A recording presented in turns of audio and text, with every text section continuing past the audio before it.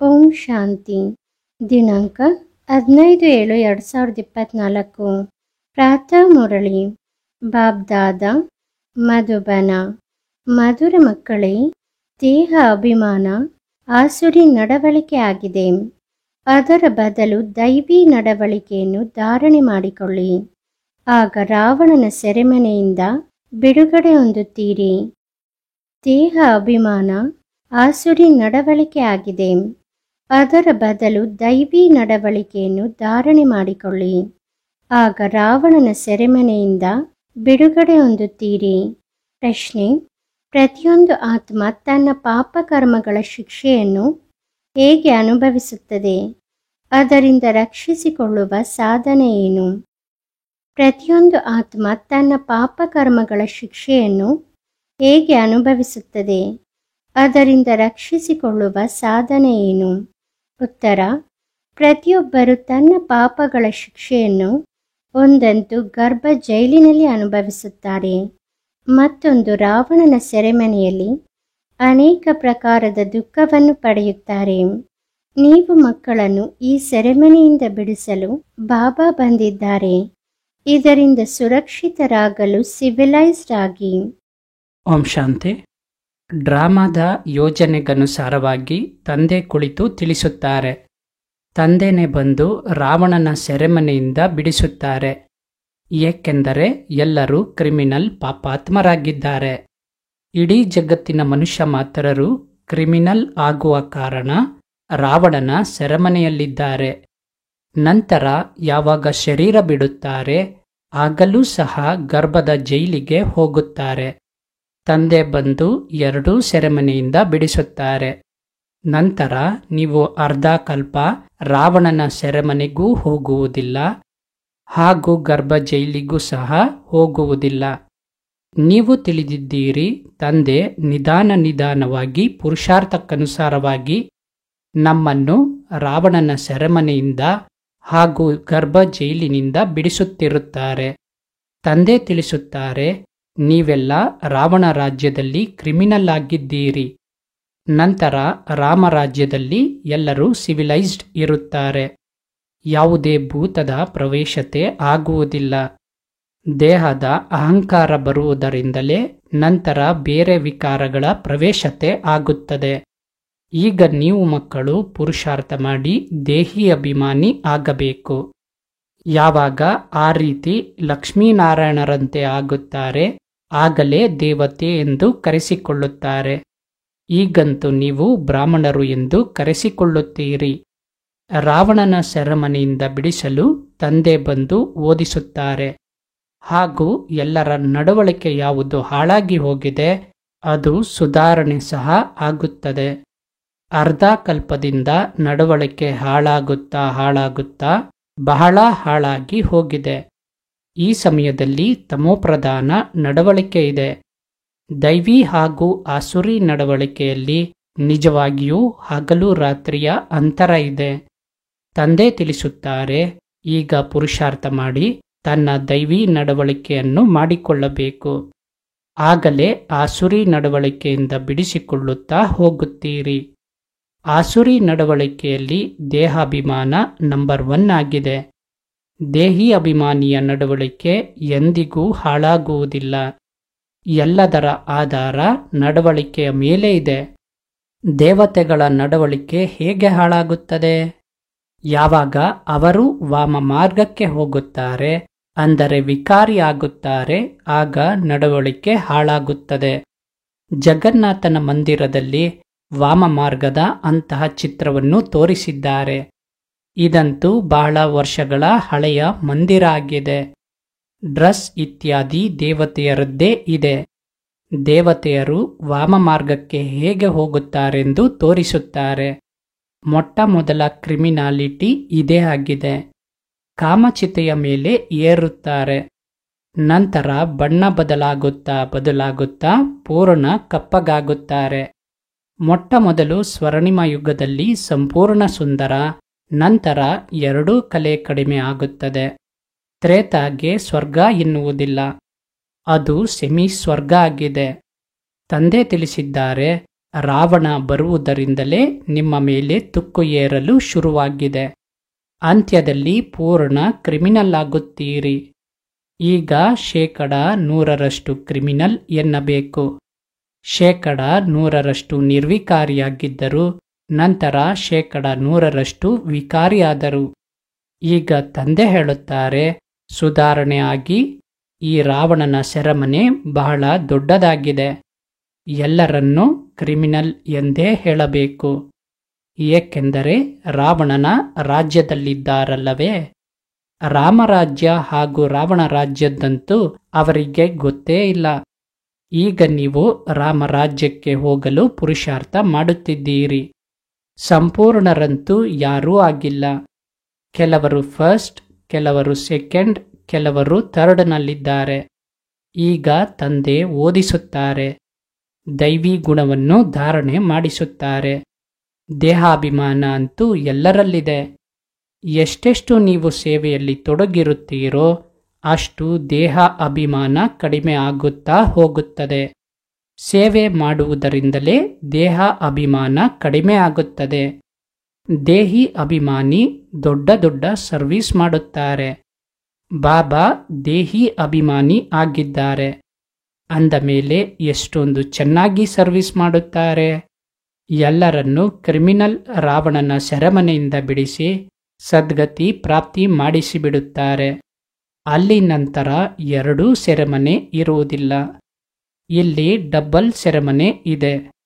ಸತ್ಯುಗದಲ್ಲಿ ಕೋರ್ಟೂ ಇಲ್ಲ, ಪಾಪಾತ್ಮಗಳೂ ಇಲ್ಲ, ರಾವಣನ ಸೆರೆಮನೆಯೇ ಇಲ್ಲ. ರಾವಣನದ್ದು ಅಪರಿಮಿತದ ಸೆರೆಮನೆಯಾಗಿದೆ. ಎಲ್ಲರೂ 5 ವಿಕಾರಗಳ ಹಗ್ಗದಲ್ಲಿ ಬಂಧಿತರಾಗಿದ್ದಾರೆ. ಅಪರಂ ಅಪಾರ ದುಃಖ ಇದೆ. ದಿನ ಪ್ರತಿದಿನ ದುಃಖ ವೃದ್ಧಿಯನ್ನು ಹೊಂದುತ್ತಿರುತ್ತದೆ. ಸತ್ಯುಗಕ್ಕೆ ಸ್ವರ್ಣಿಮ ಯುಗ ಎನ್ನುತ್ತಾರೆ, ತ್ರೇತಾಗೆ ರಜತ ಯುಗ ಎನ್ನುತ್ತಾರೆ. ಸತ್ಯುಗದ ಸುಖ ತ್ರೇತಾದಲ್ಲಿ ಇರುವುದಕ್ಕೆ ಸಾಧ್ಯವಿಲ್ಲ. ಏಕೆಂದರೆ ಆತ್ಮನ 2 ಕಲೆ ಕಡಿಮೆ ಆಗುತ್ತದೆ. ಆತ್ಮದ ಕಲೆ ಕಡಿಮೆ ಆಗುವುದರಿಂದ ಶರೀರ ಸಹ ಅದೇ ರೀತಿಯೇ ಆಗುತ್ತದೆ. ಅಂದ ಮೇಲೆ ಇದನ್ನು ತಿಳಿಸಬೇಕು. ನಿಜವಾಗಿಯೂ ನಾವು ರಾವಣನ ರಾಜ್ಯದಲ್ಲಿ ದೇಹಾಭಿಮಾನಿ ಆಗಿದ್ದೇವೆ. ಈಗ ತಂದೆ ರಾವಣನ ಸೆರೆಮನೆಯಿಂದ ಬಿಡಿಸಲು ಬಂದಿದ್ದಾರೆ. ಅರ್ಧ ಕಲ್ಪದ ದೇಹಾಭಿಮಾನವನ್ನು ತೆಗೆಯುವುದಕ್ಕೆ ತಡವಾಗುತ್ತದೆ. ಬಹಳ ಶ್ರಮ ಪಡಬೇಕಾಗುತ್ತದೆ. ಬೇಗನೆ ಯಾರು ಶರೀರ ಬಿಟ್ಟು ಹೋಗಿದ್ದಾರೆ ಅವರು ಎಷ್ಟೇ ಆದರೂ ದೊಡ್ಡವರಾಗಿ ಬಂದು ಸ್ವಲ್ಪ ಜ್ಞಾನ ತೆಗೆದುಕೊಳ್ಳುತ್ತಾರೆ. ಎಷ್ಟು ತಡವಾಗುತ್ತಾ ಹೋಗುತ್ತದೆ ಆಗ ಪುರುಷಾರ್ಥವನ್ನಂತೂ ಮಾಡಲು ಸಾಧ್ಯವಾಗುವುದಿಲ್ಲ. ಯಾರಾದರೂ ಸತ್ತ ನಂತರ ಬಂದು ಪುರುಷಾರ್ಥ ಮಾಡುತ್ತಾರೆಂದರೆ ಅದುವೇ ಯಾವಾಗ ಕರ್ಮೇಂದ್ರಿಯಗಳು ದೊಡ್ಡದಾಗಿ ತಿಳುವಳಿಕೆಗೆ ಬಂದಾಗ ಏನಾದರೂ ಮಾಡಲು ಸಾಧ್ಯವಿದೆ. ತಡವಾಗಿ ಬರುವವರಂತೂ ಏನನ್ನೂ ಕಲಿಯುವುದಕ್ಕೆ ಸಾಧ್ಯವಿಲ್ಲ. ಎಷ್ಟು ಕಲಿಯುತ್ತೀರೋ ಅಷ್ಟೇ ಕಲಿಯುವುದು. ಆದ್ದರಿಂದ ಸಾಯುವುದಕ್ಕೂ ಮೊದಲು ಪುರುಷಾರ್ಥ ಮಾಡಬೇಕು. ಸಾಧ್ಯವಾದಷ್ಟು ಈ ಕಡೆ ಬರುವ ಪ್ರಯತ್ನ ಖಂಡಿತ ಮಾಡುತ್ತಾರೆ. ಈ ಪರಿಸ್ಥಿತಿಯಲ್ಲಿ ಅನೇಕರು ಬರುತ್ತಾರೆ. ವೃಕ್ಷ ವೃದ್ಧಿಯನ್ನು ಹೊಂದುತ್ತದೆ. ತಿಳುವಳಿಕೆ ಅಂತೂ ಬಹಳ ಸಹಜ ಆಗಿದೆ. ಬಾಂಬೆಯಲ್ಲಿ ತಂದೆಯ ಪರಿಚಯ ಕೊಡುವ ಅವಕಾಶ ಬಹಳ ಚೆನ್ನಾಗಿದೆ. ಇವರು ನಮ್ಮೆಲ್ಲರ ತಂದೆ ಆಗಿದ್ದಾರೆ. ತಂದೆಯಿಂದ ಆಸ್ತಿಯನ್ನಂತೂ ಖಂಡಿತ ಸ್ವರ್ಗದ್ದೇ ಇರಬೇಕು. ಎಷ್ಟು ಸಹಜವಾಗಿದೆ. ಅಂತರಾಳದ ಒಳಗೆ ಗದ್ಗದಿತರಾಗಬೇಕು. ಇವರು ನಮಗೆ ಓದಿಸುವವರಾಗಿದ್ದಾರೆ. ಇದು ನಮ್ಮ ಗುರಿ ಉದ್ದೇಶ ಆಗಿದೆ. ನಾವು ಮೊದಲು ಸದ್ಗತಿಯಲ್ಲಿದ್ದೆವು, ಅನಂತರ ದುರ್ಗತಿಗೆ ಬಂದೆವು. ಈಗ ಪುನಃ ದುರ್ಗತಿಯಿಂದ ಸದ್ಗತಿಗೆ ಹೋಗಬೇಕು. ಶಿವಬಾಬಾ ಹೇಳುತ್ತಾರೆ, ನನ್ನೊಬ್ಬನನ್ನು ನೆನಪು ಮಾಡಿ, ಆಗ ನಿಮ್ಮ ಜನ್ಮ ಜನ್ಮಾಂತರದ ಪಾಪ ತುಂಡಾಗುತ್ತದೆ. ನೀವು ಮಕ್ಕಳು ತಿಳಿದಿದ್ದೀರಿ, ಯಾವಾಗ ದ್ವಾಪರದಲ್ಲಿ ರಾವಣ ರಾಜ್ಯ ಇರುತ್ತದೆ ಆಗ 5 ವಿಕಾರ ರೂಪಿ ರಾವಣ ಸರ್ವವ್ಯಾಪಿಯಾಗುತ್ತಾನೆ. ಅಲ್ಲಿ ವಿಕಾರ ಸರ್ವವ್ಯಾಪಿಯಾಗಿದೆ. ಅಲ್ಲಿ ತಂದೆ ಸರ್ವವ್ಯಾಪಿ ಹೇಗೆ ಆಗಲು ಸಾಧ್ಯ? ಎಲ್ಲ ಮನುಷ್ಯರು ಪಾಪಾತ್ಮಗಳಾಗಿದ್ದಾರಲ್ಲವೇ? ತಂದೆ ಸನ್ಮುಖದಲ್ಲಿರುವುದರಿಂದ ತಾನೇ ನಾನು ಹೇಳಿಯೇ ಇಲ್ಲ, ಉಲ್ಟಾ ತಿಳಿದುಕೊಂಡಿದ್ದಾರೆ ಎನ್ನುತ್ತಾರೆ. ಉಲ್ಟಾ ತಿಳಿಯುತ್ತಾರೆ. ವಿಕಾರಗಳಲ್ಲಿ ಬೀಳುತ್ತಾ ಬೀಳುತ್ತಾ ನಿಂದನೆಗಳನ್ನು ಕೊಡುತ್ತಾ ಕೊಡುತ್ತಾ ಭಾರತದ ಸ್ಥಿತಿ ಇದಾಗಿದೆ. ಕ್ರಿಶ್ಚಿಯನ್ ಜನರು ಸಹ ತಿಳಿಯುತ್ತಾರೆ. 5000 ವರ್ಷದ ಮೊದಲು ಭಾರತ ಸ್ವರ್ಗ ಆಗಿತ್ತು. ಎಲ್ಲರೂ ಸತೋಪ್ರಧಾನರಾಗಿದ್ದರು. ಭಾರತವಾಸಿಯರಂತೂ ಲಕ್ಷಾಂತರ ವರ್ಷ ಎಂದು ಬಿಡುತ್ತಾರೆ. ಏಕೆಂದರೆ ತಮೋಪ್ರಧಾನ ಬುದ್ಧಿಯಾಗಿದ್ದಾರೆ. ಅವರು ನಂತರ ಅಷ್ಟು ಶ್ರೇಷ್ಠರೂ ಆಗಿಲ್ಲ, ಅಷ್ಟು ಕನಿಷ್ಠರೂ ಆಗಿಲ್ಲ. ಅವರಂತೂ ನಿಜವಾಗಿಯೂ ಸ್ವರ್ಗ ಇತ್ತು ಎಂದು ತಿಳಿಯುತ್ತಾರೆ. ತಂದೆ ಹೇಳುತ್ತಾರೆ, ಇವರು ಸರಿಯಾಗಿ ಹೇಳುತ್ತಾರೆ. 5000 ವರ್ಷಕ್ಕೂ ಮೊದಲು ನಾನು ನೀವು ಮಕ್ಕಳನ್ನು ರಾವಣನ ಸೆರೆಮನೆಯಿಂದ ಬಿಡಿಸಲು ಬಂದಿದ್ದೆ. ಈಗ ಪುನಃ ಬಿಡಿಸಲು ಬಂದಿದ್ದೇನೆ. ಅರ್ಧ ಕಲ್ಪ ರಾಮರಾಜ್ಯ, ಅರ್ಧ ಕಲ್ಪ ರಾವಣ ರಾಜ್ಯ ಇದೆ. ಮಕ್ಕಳಿಗೆ ಅವಕಾಶ ಸಿಗುತ್ತದೆ ಎಂದರೆ ತಿಳಿಸಬೇಕು. ಬಾಬಾರವರು ಸಹ ನೀವು ಮಕ್ಕಳಿಗೆ ತಿಳಿಸುತ್ತಾರೆ, ಮಕ್ಕಳೇ ಹೀಗೆಲ್ಲ ತಿಳಿಸಿಕೊಡಿ. ಇಷ್ಟೊಂದು ಅಪರಂ ಅಪಾರ ದುಃಖ ಏಕೆ ಆಗಿದೆ? ಮೊದಲಂತೂ ಯಾವಾಗ ಲಕ್ಷ್ಮೀನಾರಾಯಣರ ರಾಜ್ಯ ಇತ್ತು ಆಗ ಅಪರಂ ಅಪಾರ ಸುಖ ಇತ್ತು. ಇವರು ಸರ್ವಗುಣ ಸಂಪನ್ನರಾಗಿದ್ದರು. ಈಗ ಈ ಜ್ಞಾನ ಇರುವುದೇ ನರನಿಂದ ನಾರಾಯಣ ಆಗುವುದಕ್ಕಾಗಿ. ವಿದ್ಯೆ ಆಗಿದೆ. ಇದರಿಂದ ದೈವಿ ನಡವಳಿಕೆ ಆಗುತ್ತದೆ. ಈ ಸಮಯದಲ್ಲಿ ರಾವಣನ ರಾಜ್ಯದಲ್ಲಿ ಎಲ್ಲರ ನಡವಳಿಕೆ ಹಾಳಾಗಿ ಹೋಗಿದೆ. ಎಲ್ಲರ ನಡವಳಿಕೆಯನ್ನು ಸುಧಾರಣೆ ಮಾಡುವಂಥವರು ಒಬ್ಬರೇ ರಾಮನಾಗಿದ್ದಾರೆ. ಈ ಸಮಯ ಎಷ್ಟೊಂದು ಧರ್ಮ ಇದೆ. ಮನುಷ್ಯರು ಎಷ್ಟೊಂದು ವೃದ್ಧಿಯಾಗುತ್ತಿರುತ್ತಾರೆ.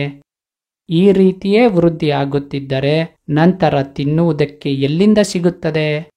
ಸತ್ಯುಗದಲ್ಲಂತೂ ಅಂತಹ ಯಾವುದೇ ವಿಚಾರ ಇರುವುದಿಲ್ಲ. ಅಲ್ಲಿ ದುಃಖದ ಯಾವುದೇ ವಿಚಾರವೇ ಇಲ್ಲ. ಇದು ಕಲಿಯುಗ ದುಃಖಧಾಮ ಆಗಿದೆ. ಎಲ್ಲರೂ ವಿಕಾರಿಯಾಗಿದ್ದಾರೆ. ಅದು ಸುಖಧಾಮ. ಎಲ್ಲರೂ ಸಂಪೂರ್ಣ ನಿರ್ವಿಕಾರಿಯಾಗಿದ್ದಾರೆ.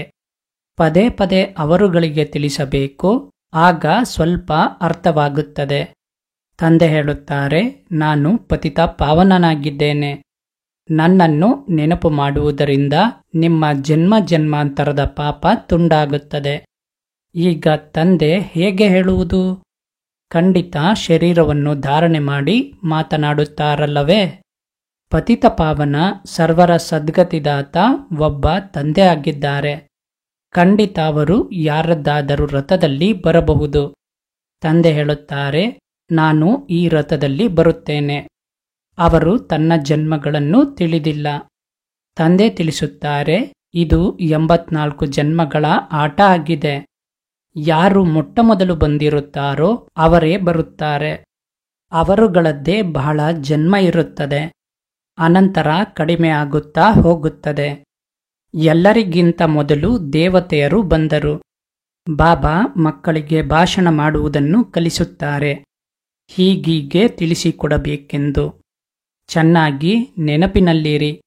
ದೇಹಾಭಿಮಾನ ಇಲ್ಲದೆ ಹೋದರೆ ಭಾಷಣ ಚೆನ್ನಾಗಿ ಮಾಡುತ್ತಾರೆ. ಶಿವಬಾಬಾ ದೇಹಿ ಅಭಿಮಾನಿ ಆಗಿದ್ದಾರಲ್ಲವೇ? ಮಕ್ಕಳೇ, ದೇಹಿ ಅಭಿಮಾನಿ ಭವ ಎನ್ನುತ್ತಿರುತ್ತಾರೆ. ಯಾವುದೇ ವಿಕಾರ ಇರದಿರಲಿ. ಒಳಗಡೆ ಯಾವುದೇ ಅಸುರತ್ವ ಇರದಿರಲಿ. ನೀವು ಯಾರೊಬ್ಬರಿಗೂ ದುಃಖ ಕೊಡಬಾರದು. ಯಾರದ್ದೇ ನಿಂದನೆ ಮಾಡಬಾರದು. ನೀವು ಮಕ್ಕಳು ಎಂದಿಗೂ ಹೇಳಿ ಕೇಳಿದ ವಿಚಾರಗಳ ಮೇಲೆ ವಿಶ್ವಾಸವನ್ನಿಟ್ಟುಕೊಳ್ಳಬಾರದು. ಇವರು ಈ ರೀತಿ ಹೇಳುತ್ತಾರೆ, ನಿಜವೇ ಎಂದು ತಂದೆಯನ್ನು ಪ್ರಶ್ನಿಸುತ್ತಾರೆ. ಬಾಬಾ ತಿಳಿಸಿಬಿಡುತ್ತಾರೆ, ಇಲ್ಲವೆಂದರೆ ಅನೇಕರಿದ್ದಾರೆ. ಅವರು ಸುಳ್ಳು ವಿಚಾರಗಳನ್ನು ರಚಿಸುವುದರಲ್ಲಿ ತಡ ಮಾಡುವುದಿಲ್ಲ. ಇಂಥವರು ನಿಮ್ಮ ಬಗ್ಗೆ ಹೀಗೆಲ್ಲ ಹೇಳಿದರು. ಅವರಿಗೆ ತಿಳಿಸಿ ಅವರನ್ನು ಮುಗಿಸಿಬಿಡುತ್ತಾರೆ. ಬಾಬಾರವರಿಗೆ ತಿಳಿದಿದೆ, ಆ ರೀತಿ ಅನೇಕರು ಇರುತ್ತಾರೆ. ಉಲ್ಟಾ ಸುಲ್ಟಾ ಮಾತುಗಳನ್ನು ತಿಳಿಸಿ ಮನಸ್ಸನ್ನು ಕೆಡಿಸಿಬಿಡುತ್ತಾರೆ. ಆದ್ದರಿಂದ ಎಂದಿಗೂ ಸುಳ್ಳು ವಿಚಾರಗಳನ್ನು ಕೇಳಿ ಒಳಗಡೆ ಸುಡಬಾರದು. ಇಂತಹ ವ್ಯಕ್ತಿ ನನ್ನ ಬಗ್ಗೆ ಈ ರೀತಿ ಹೇಳಿದರೇನು ಎಂದು ಕೇಳಿ. ಒಳಗಡೆ ಸ್ವಚ್ಛತೆ ಇರಬೇಕು. ಕೆಲವು ಮಕ್ಕಳು ಹೇಳಿ ಕೇಳಿದ ಮಾತಿನ ಮೇಲೇನೂ ಪರಸ್ಪರ ಶತ್ರುತ್ವ ಇಟ್ಟುಕೊಳ್ಳುತ್ತಾರೆ. ತಂದೆ ಸಿಕ್ಕಿದ್ದಾರೆ ಅಂದ ಮೇಲೆ ತಂದೆಯಿಂದ ಕೇಳಬೇಕು ತಾನೇ. ಬ್ರಹ್ಮ ತಂದೆಯವರ ಮೇಲೇನೂ ಅನೇಕರಿಗೆ ವಿಶ್ವಾಸ ಇರುವುದಿಲ್ಲ. ಶಿವಬಾಬರವರನ್ನು ಸಹ ಮರೆತು ಹೋಗುತ್ತಾರೆ. ಎಲ್ಲರನ್ನೂ ಶ್ರೇಷ್ಠ ಮಾಡಲು ತಂದೆ ಬಂದಿದ್ದಾರೆ. ಪ್ರೀತಿಯಿಂದ ಮೇಲೆತ್ತುತ್ತಿರುತ್ತಾರೆ. ಈಶ್ವರ್ಯ ಮತ ತೆಗೆದುಕೊಳ್ಳಬೇಕು. ನಿಶ್ಚಯವೇ ಇಲ್ಲ, ಕೇಳುವುದೇ ಇಲ್ಲ ಅಂದರೆ ಪ್ರತ್ಯುತ್ತರ ಸಹ ಸಿಗುವುದಿಲ್ಲ. ತಂದೆ ಏನನ್ನು ತಿಳಿಸುತ್ತಾರೆ ಅದನ್ನು ಧಾರಣೆ ಮಾಡಬೇಕು. ನೀವು ಮಕ್ಕಳು ಶ್ರೀಮತದಂತೆ ವಿಶ್ವದಲ್ಲಿ ಶಾಂತಿಯನ್ನು ಸ್ಥಾಪನೆ ಮಾಡಲು ನಿಮಿತ್ತರಾಗಿದ್ದೀರಿ. ಒಬ್ಬ ತಂದೆಯ ಹೊರತು ಮತ್ಯಾರದ್ದೇ ಮತ ಶ್ರೇಷ್ಠಾತಿಶ್ರೇಷ್ಠ ಆಗಿರುವುದಕ್ಕೆ ಸಾಧ್ಯವಿಲ್ಲ. ಶ್ರೇಷ್ಠಾತಿಶ್ರೇಷ್ಠ ಮತ ಭಗವಂತನದ್ದಾಗಿದೆ. ಅವರಿಂದ ಎಷ್ಟೊಂದು ಶ್ರೇಷ್ಠ ಪದವಿ ಸಿಗುತ್ತದೆ. ತಂದೆ ಹೇಳುತ್ತಾರೆ, ತನ್ನ ಕಲ್ಯಾಣ ಮಾಡಿ ಶ್ರೇಷ್ಠ ಪದವಿಯನ್ನು ಪಡೆಯಿರಿ. ಮಹಾರಥಿಯಾಗಿ ಓದುವುದೇ ಇಲ್ಲವೆಂದರೆ ಯಾವ ರೀತಿ ಪದವಿಯನ್ನು ಪಡೆಯುತ್ತೀರಿ? ಇದು ಕಲ್ಪಕಲ್ಪದ ಮಾತಾಗಿದೆ. ಸತ್ಯಯುಗದಲ್ಲಿ ದಾಸದಾಸಿಯರು ಸಹ ಕ್ರಮಾನುಸಾರವಾಗಿ ಇರುತ್ತಾರೆ. ತಂದೆ ಶ್ರೇಷ್ಠ ಮಾಡಲು ಬಂದಿದ್ದಾರೆ. ಆದರೆ ಓದುವುದೇ ಇಲ್ಲವೆಂದರೆ ಯಾವ ಪದವಿಯನ್ನು ಪಡೆಯುವರು? ಪ್ರಜೆಯಲ್ಲಿಯೂ ಸಹ ಶ್ರೇಷ್ಠ ಹಾಗೂ ಕನಿಷ್ಠ ಪದವಿ ಇರುತ್ತದಲ್ಲವೇ? ಇದನ್ನು ಬುದ್ಧಿಯಿಂದ ತಿಳಿಯಬೇಕು. ಮನುಷ್ಯರಿಗೆ ಗೊತ್ತಿಲ್ಲ ನಾವು ಎಲ್ಲಿಗೆ ಹೋಗುತ್ತೇವೆ ಎಂದು. ಮೇಲಕ್ಕೆ ಹೋಗುತ್ತಾರೋ ಅಥವಾ ಕೆಳಗೆ ಇಳಿಯುತ್ತಾರೋ? ತಂದೆ ಬಂದು ನೀವು ಮಕ್ಕಳಿಗೆ ತಿಳಿಸುತ್ತಾರೆ, ಎಲ್ಲಿಯ ನೀವು ಸ್ವರ್ಣಿಮ ರಜತ ಯುಗದಲ್ಲಿದ್ದೀರಿ, ಎಲ್ಲಿಯ ಕಬ್ಬಿಣ ಯುಗಕ್ಕೆ ಬಂದಿದ್ದೀರಿ. ಈ ಸಮಯ ಅಂತೂ ಮನುಷ್ಯನನ್ನು ತಿಂದು ಬಿಡುತ್ತಾನೆ. ಈಗ ಈ ಎಲ್ಲ ವಿಚಾರಗಳನ್ನು ಯಾವಾಗ ಅರ್ಥ ಮಾಡಿಕೊಳ್ಳುತ್ತಾರೆ ಆಗ ಹೇಳುತ್ತಾರೆ ಜ್ಞಾನ ಎಂದು ಇದಕ್ಕೆ ಹೇಳುತ್ತಾರೆ. ಕೆಲವು ಮಕ್ಕಳು ಒಂದು ಕಿವಿಯಿಂದ ಕೇಳಿ ಮತ್ತೊಂದರಿಂದ ತೆಗೆದು ಬಿಡುತ್ತಾರೆ. ಒಳ್ಳೊಳ್ಳೆಯ ಸೇವಾ ಕೇಂದ್ರದ ಒಳ್ಳೊಳ್ಳೆಯ ಮಕ್ಕಳದ್ದು ಕ್ರಿಮಿನಲ್ ದೃಷ್ಟಿ ಇರುತ್ತದೆ. ಲಾಭ ನಷ್ಟ ಮರ್ಯಾದೆಯ ಚಿಂತೆ ಎಲ್ಲಿ ಇಟ್ಟುಕೊಳ್ಳುತ್ತಾರೆ? ಮೂಲ ವಿಚಾರ ಪವಿತ್ರತೆಯದ್ದಾಗಿದೆ. ಇದರ ಮೇಲೇನೆ ಎಷ್ಟೊಂದು ಜಗಳ ನಡೆಯುತ್ತದೆ. ತಂದೆ ಹೇಳುತ್ತಾರೆ, ಈ ಕಾಮ ಮಹಾಶತ್ರು ಆಗಿದೆ. ಇದರ ಮೇಲೆ ಜಯ ಗಳಿಸುವುದರಿಂದಲೇ ಜಗಜ್ಜೀತರಾಗುತ್ತೀರಿ. ದೇವತೆಯರು ಸಂಪೂರ್ಣ ನಿರ್ವಿಕಾರಿಯಲ್ಲವೇ? ಮುಂದೆ ಸಾಗುತ್ತಾ ಅರ್ಥ ಮಾಡಿಕೊಳ್ಳುತ್ತಾರೆ. ಸ್ಥಾಪನೆ ಆಗಲೇಬೇಕು. ಒಳ್ಳೆಯದು.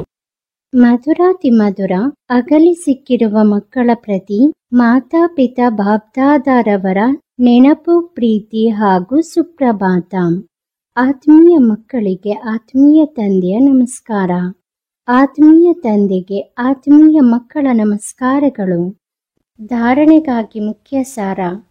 ಎಂದಿಗೂ ಹೇಳಿ ಕೇಳಿದ ಮಾತುಗಳ ಮೇಲೆ ವಿಶ್ವಾಸ ಇಟ್ಟು ತನ್ನ ಸ್ಥಿತಿಯನ್ನು ಹಾಳು ಮಾಡಿಕೊಳ್ಳಬಾರದು. ಒಳಗಡೆ ಸ್ವಚ್ಛತೆಯನ್ನಿಟ್ಟುಕೊಳ್ಳಬೇಕು. ಸುಳ್ಳಿನ ಮಾತುಗಳನ್ನು ಕೇಳಿ ಅಂತರಾಳದಲ್ಲಿ ಸುಡಬಾರದು. ಈಶ್ವರಿಯ ಮತವನ್ನು ತೆಗೆದುಕೊಳ್ಳಬೇಕು. 2. ದೇಹಿಯ ಅಭಿಮಾನಿಯಾಗುವ ಪೂರ್ಣ ಪುರುಷಾರ್ಥ ಮಾಡಬೇಕು. ಯಾರದ್ದೇ ನಿಂದನೆ ಮಾಡಬಾರದು. ಲಾಭ ನಷ್ಟ ಹಾಗೂ ಮರ್ಯಾದೆಯನ್ನು ಗಮನದಲ್ಲಿಟ್ಟುಕೊಳ್ಳುತ್ತಾ ಕ್ರಿಮಿನಲ್ ದೃಷ್ಟಿಯನ್ನು ಸಮಾಪ್ತಿ ಮಾಡಬೇಕು. ತಂದೆ ಏನನ್ನು ತಿಳಿಸುತ್ತಾರೆ ಅದನ್ನು ಒಂದು ಕಿವಿಯಿಂದ ಕೇಳಿ ಮತ್ತೊಂದರಿಂದ ತೆಗೆಯಬಾರದು. ವರದಾನ: ತ್ರಿಕಾಲದರ್ಶಿಯ ಸೀಟ್ನ ಮೇಲೆ ಸೆಟ್ ಆಗಿ ಪ್ರತಿಯೊಂದು ಕರ್ಮ ಮಾಡುವಂತಹ ಶಕ್ತಿಶಾಲಿ ಆತ್ಮ ಆಗಿರಿ. ತ್ರಿಕಾಲದರ್ಶಿಯ ಸೀಟ್ನ ಮೇಲೆ ಸೆಟ್ ಆಗಿ ಪ್ರತಿಯೊಂದು ಕರ್ಮ ಮಾಡುವಂತಹ ಶಕ್ತಿಶಾಲಿ ಆತ್ಮ ಆಗಿರಿ. ಯಾವ ಮಕ್ಕಳು ತ್ರಿಕಾಲದರ್ಶಿಯ ಸೀಟ್ನಲ್ಲಿ ಸೆಟ್ ಆಗಿದ್ದು ಪ್ರತಿ ಸಮಯ ಪ್ರತಿಯೊಂದು ಕರ್ಮ ಮಾಡುತ್ತಾರೆ, ಅನೇಕ ವಿಚಾರಗಳಂತೂ ಬರುವುದಿದೆ, ಆಗಬೇಕಿದೆ. ಸ್ವಯಂನ ಮೂಲಕವೇ ಆಗಿರಲಿ, ಅನ್ಯರ ಮೂಲಕವೇ ಆಗಿರಲಿ, ಮಾಯೆ ಅಥವಾ ಪ್ರಕೃತಿಯ ಮೂಲಕ ಎಲ್ಲ ಪ್ರಕಾರದಿಂದ ಪರಿಸ್ಥಿತಿಗಳಂತೂ ಬರುತ್ತವೆಂದು ಅವರು ತಿಳಿಯುತ್ತಾರೆ. ಆದರೆ ಸ್ವಸ್ಥಿತಿ ಶಕ್ತಿಶಾಲಿ ಆಗಿದೆ ಎಂದರೆ ಪರಿಸ್ಥಿತಿ ಅದರ ಮುಂದೆ ಏನೂ ಅಲ್ಲ. ಕೇವಲ ಪ್ರತಿಯೊಂದು ಕರ್ಮ ಮಾಡುವುದಕ್ಕೂ ಮೊದಲು ಅದರ ಆದಿ, ಮಧ್ಯ, ಅಂತ್ಯ ಮೂರೂ ಕಾಲವನ್ನು ಪರಿಶೀಲನೆ ಮಾಡಿಕೊಂಡು ತಿಳಿದುಕೊಂಡು ನಂತರ ಏನನ್ನಾದರೂ ಮಾಡಿ ಆಗ ಶಕ್ತಿಶಾಲಿಯಾಗಿ ಪರಿಸ್ಥಿತಿಯನ್ನು ಪಾರು ಮಾಡುತ್ತೀರಿ. ಸ್ಲೋಗನ್: ಸರ್ವಶಕ್ತಿ ಹಾಗೂ ಜ್ಞಾನ ಸಂಪನ್ನರಾಗುವುದೇ ಸಂಗಮಯುಗದ ಪ್ರಾರಬ್ಧ ಆಗಿದೆ. ಸರ್ವಶಕ್ತಿ ಹಾಗೂ ಜ್ಞಾನ ಸಂಪನ್ನರಾಗುವುದೇ ಸಂಗಮಯುಗದ ಪ್ರಾರಬ್ಧ ಆಗಿದೆ. ಓಂ ಶಾಂತಿ.